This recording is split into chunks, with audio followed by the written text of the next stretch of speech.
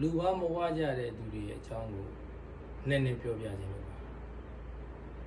ကျွန်တော်တို့တိုင်းပြည်မှာရှိတဲ့ပြည်သူအတော်များများခေတ်ဆက်ဆက်ပေါ့ခေတ်ဆက်ဆက်မှာ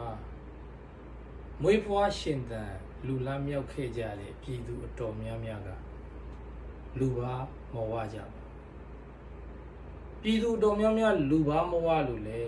တိုင်းပြည်ကဒီနေ့ဒီအချိန်ထိဆင်းရဲနေရတော့တနတ်တန်နေညံနေရတော့တိုက်ပွဲတွေဖြစ်နေရတော့မြန်မာနိုင်ငံမှာရှိတဲ့ပြည်သူအများစုလူဘာမဝတဲ့အကြောင်းကိုယူရီးယားကပြည်သူတွေနဲ့ရှင်ပြီးတော့ပြောပြပါမယ်ယူရီးယားမှာရှိတဲ့ယူရီးယားနိုင်ငံသူနိုင်ငံသားတွေကလူဘာအတော်ဝကြပါတယ်လူနဲ့တွေမြန်မာပြည်ကြီးမတိုးတက်တာမြန်မာပြည်ကြီးအခုချိန်ထိဆင်းရဲနေသေးတာအရှေ့တောင်အာရှမှာအဖွံ့ဖြိုးဆုံးတိုင်းပြည်မဖြစ်သေးတာဟာဆရာနာရှင်တွေကြောင့်စစ်တပ်ကအာဏာသိမ်းတာကြောင့်တိုင်းပြည်ကိုစစ်ခေါင်းဆောင်တွေကအုပ်ချုပ်တာကြောင့်လို့တော်တော်ပိတ်တဲ့ပိန်းတဲ့လူတွေအခုချိန်ထိပြောနေကြတော့ပါယူရီးယားနဲ့ရှင်ကြည့်ကြရအောင်ပါမြန်မာပြည်မှာအာဏာသိမ်းမှုဘယ်နှကြိမ်ဖြစ်တယ်လဲယူရီးယားမှာအာဏာသိမ်းမှုဘယ်နှကြိမ်ဖြစ်တယ်လဲယူရီးယားနိုင်ငံရေးမှာကောစစ်တပ်ကပါဝင်ပတ်သက်တာမရှိခဲ့ဘူးလားလေ့လာကြည့်သိနိုင်ပါတယ်ရင်လက်ဆိုတာပေးတဲ့အခိုင်အမာရှိတဲ့ထောက်ခံတဲ့သူအခိုင်အမာရှိတဲ့နိုင်ငံရေးသမားပါသူ့ကိုယ်တော့လည်းထောက်ခံခဲ့ကြတာသူ့ကိုလည်းထောက်ခံခဲ့ကြတာပါပဲသို့သောသူ့ကိုဆွဆွဲဖြစ်တင်ပြီးတော့ဖြုတ်ချလိုက်ကြတယ်အဲ့ဒီအချိန်မှာသူ့ကိုထောက်ခံတဲ့သူတွေသူ့ကိုထောက်ခံတဲ့ပြည်သူတွေလမ်းပေါ်ထွက်မလာကြပါဘူးတနက်ကင်ပြီးတော်လန်ဖို့တော်တယ်ဝင်မသွားကြပါဘူးအနေ့တနေ့ကမှဖြစ်သွားတဲ့ရွေးကောက်ပွဲပီတာဆိုတဲ့နိုင်ငံရေးသမားအနိုင်ရပါတယ်သူ့နောက်မှာလူငယ်တို့တွေတန်းချီပြီးရှိပါတယ်လူငယ်တွေရဲ့မဲနဲ့ပဲသူ့ပါတီအနိုင်ရခဲ့တာသို့သောသူအာဏာမရခဲ့ပါဘူးအာဏာမရရုံတည်းမကတိုင်းပြည်တွေကပါထွက်သွားပေးရပါတယ်သို့သောလေယူရီးယားပြည်သူတွေလူဘာဝကြတဲ့အခါကျတော့တိုင်းပြည်ထဲမှာဆန္ဒပြမှုတွေအုပ်ကောတောင်းနေမဖြစ်ပါဘူးစီးမဲ့ကမ်းမဲ့အခြေအနေမျိုးတွေဖြစ်ပေါ်မလာဘူးပီတာကိုထောက်ခံခဲ့ကြတဲ့လူငယ်တွေတော်တဲ့ဝင်မသွားကြပါဘူးတနက်မကင်ကြပါတော်လန်ရေးလို့ကြွေးကြော်ပြီးယူရီးယားတက်မလို့မတိုက်ကြပါ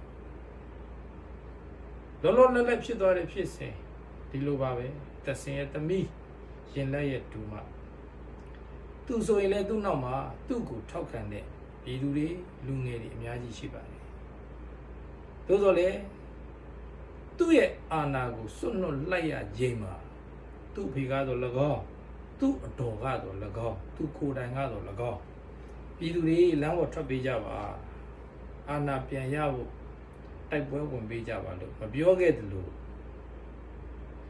ယူရီးယားပြည်သူတွေကလည်းသူ့ကိုထောက်ခံတဲ့ပြည်သူတွေလူငယ်တွေကလည်းလမ်းပေါ်ထွက်ပြီးတော့အုပ်ပေါ်တောင်းတဲ့ဆန္ဒမပြခဲ့ကြဘူးလက်နက်ကင်ပြီးတော်လန်ဖို့တော်တဲ့ကိုဘယ်သူမှဝင်မသွားကြဘူးယူရီးယားမှာနိုင်ငံရေးသမားကနိုင်ငံရေးလုပ်တယ်စစ်တပ်ကနိုင်ငံရေးမှာပါဝင်ပတ်သက်တော်လဲစစ်တပ်ကိုမမုန်းကြပါဘူးစစ်တပ်နဲ့နိုင်ငံရေးသမားတွေနဲ့ဘယင်နဲ့သုံးလည်းချိတ်ဆက်ပြီးတော့ယူရီးယားကိုတည်ငြိမ်အေးချမ်းအောင်ဖွံ့ဖြိုးတိုးတက်အောင်လုပ်နေတာကိုပြည်သူအားလုံးကလူဘာဝဆိုတာစောင့်ကြည့်ကြပါတယ်လိုက်နာကြပါတယ်လိုက်လုပ်ကြပါတယ်ကျွန်တော်တို့တိုင်းပြည်မှာ88ခုနှစ်အရေးခင်းဖြစ်ခဲ့တယ်ဒေါက်တာမောင်မောင်ကပြောခဲ့တယ်3လလောက်စောင့်မှာမစောင့်နိုင်ကြတော့ဘူးလားလို့မေးခဲ့တယ်အဲ့ဒီအချိန်မှာပြည်သူတွေလူဘာမဝကြတဲ့အခါကျတော့ ဂျာပြည့်အစိုးရချက်ချင်းပွဲဂျာပြည့်အစိုးရချက်ချင်းဖွဲ့ဆိုပြီးတော့တောင်းဆိုခဲ့ကြတယ်ဒီလိုပါပဲရွေးကောက်ပွဲရလက်နဲ့ NLD ပါတီအနိုင်ရခဲ့တယ်အာဏာတော်မရသေးခင်မှာပဲတဘူတမင်းလှုပ်ချင်လာတယ်လက်စားကြည့်ခြင်းနဲ့စိတ်တွေနဲ့စကားတွေအပြောမှားခဲ့ကြတယ်နိုင်ငံရေးသမားတွေကလည်းလူပေါင်းမဝခဲ့ဘူးသူတို့ကိုထောက်ခံတဲ့ပြည်သူတွေကလည်းလူပေါင်းမဝခဲ့အဲ့ဒီတော့တိုင်းပြည်မှာ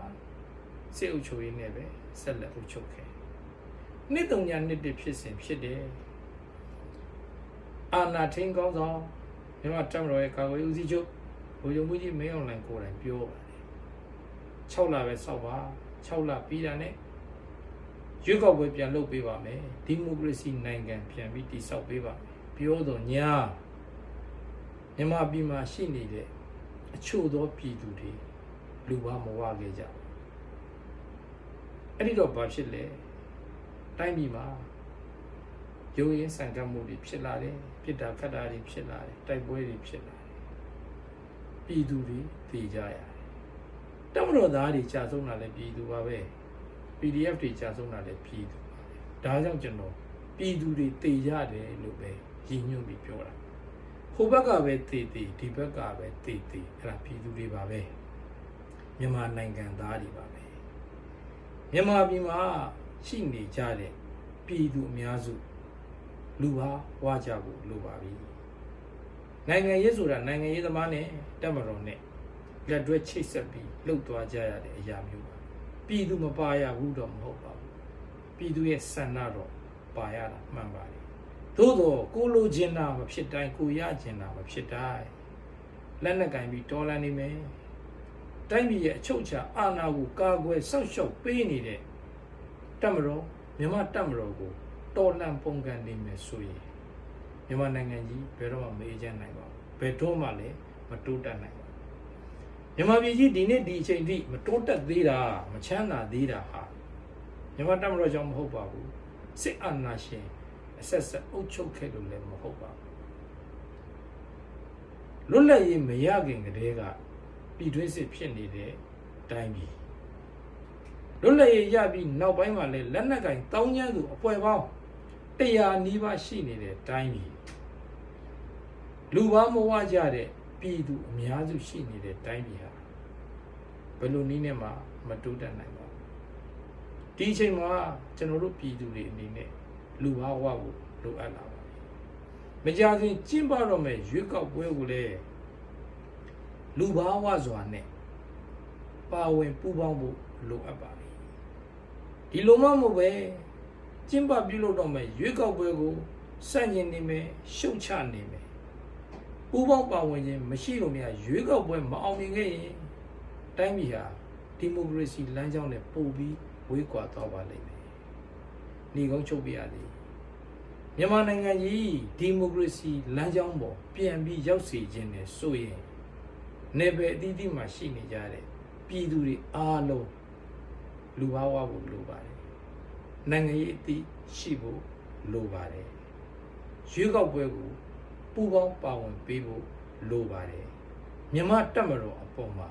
အမြင်မှန်ဖို့လိုပါတယ်တိုင်းပြည်အတွင်းမှာဖြစ်ပေါ်နေတဲ့အခြေအနေအမှန်တွေကိုအမှန်တိုင်းသိအောင်ကြိုးစားဖို့လိုပါတယ်ကျွန်တော်မင်းကိုဆို